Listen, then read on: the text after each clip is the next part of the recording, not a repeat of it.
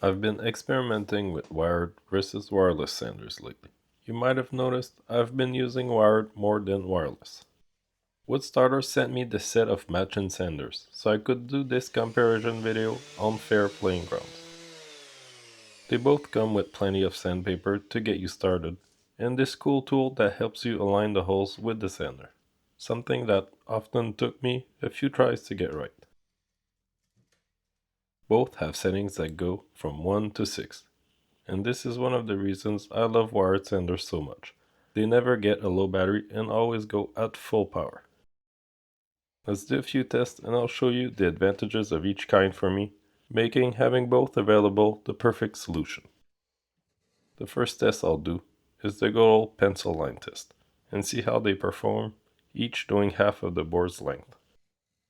Starting with the wireless one, as you can see the battery is a Makita clone, and will be compatible with any 20-volt Makita battery and charger. It comes with a 2 amp hour battery and a cable to charge it via its DC port. The wired one comes with the same accessories, but its dust port is wider and able to connect to my DeWalt vacuum.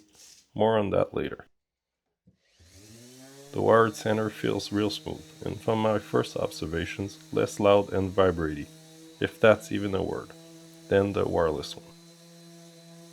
The line is quickly going away and leaving a nice finish. The dust seems to be going in the bag really well, which is nice, as I'm usually not a fan of dust bags. Here I was checking to make sure both were at maximum settings, and yes, I confirm the wireless one has more vibration and is louder. I think you can make it out in the video. Both seem to have similar performances, but I think the wireless one feels a little more powerful, but it's hard to know if I'm influenced by its sound or not. Both did a great job. The wood is smooth. I'd say the battery one might have gotten it done a little bit faster. Both did a great job at catching the dust, as I didn't expect, so that's great. Another test I want to do is doing edge work, as I often do that building benches, skipping the router table entirely and just going to the sander to create an edge.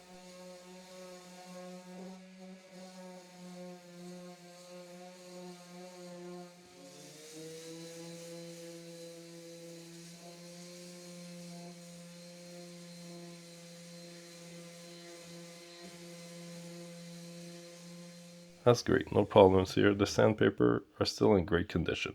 Some mesh papers get destroyed by edges like this. While at it, I'll sand the tip.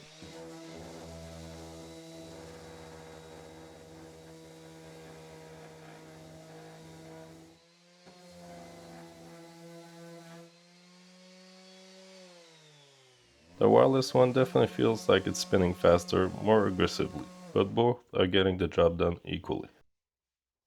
Now let's try some real scenarios.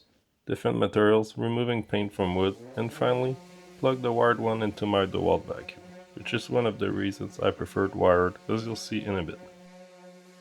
First, the wireless one, as you can see, easily goes through this polyurethane layer and to the wood, but creates a mess of dust. The bag can't keep up.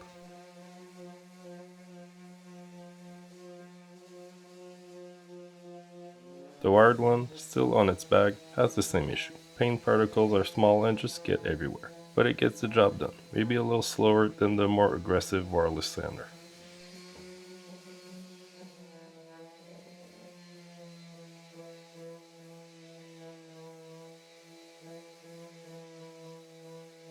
Now let's clean that dust up and get the vacuum plugged up to the wired sander.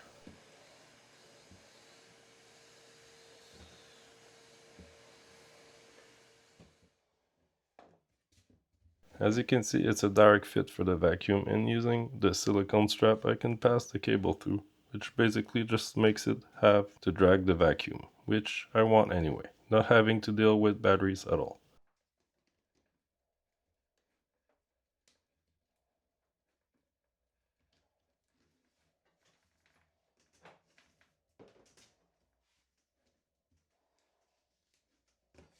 Having the dust sucked out like this also makes the sander a lot more efficient, not having any dust blocking its action.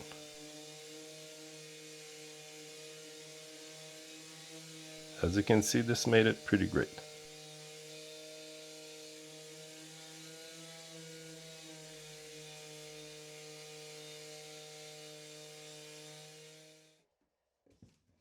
The connection is different and much smaller. I can't use my vacuum, and most battery powered ones I found have similar problem. I have to use a tight silicone tube to make it work on my DeWalt, and it often falls.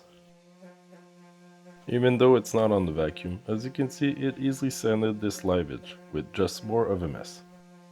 Being portable like this has a lot of advantages too. Angles are easier to reach, and as you'll see next, it can become a household tool, like here in my office, where I'm currently patching up nail holes to paint the walls white. I forgot the microphone in my shop for this sound, as I use a standalone mic now.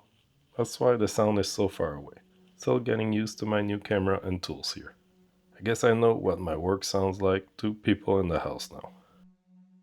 As you can see, the dust bag is doing a great job. When it's flat like the first 2x4, it seems to be perfect. Personally, I plan to stick to wired sanders and always use my vacuum. Save my lungs, even if it can make angles a little more tight. If you're interested in any of the sanders covered here, check out the links for the wired and wireless Woodstarter sanders. Thanks again for providing them. Thanks for watching, please subscribe, keep your lungs safe, and see you next time.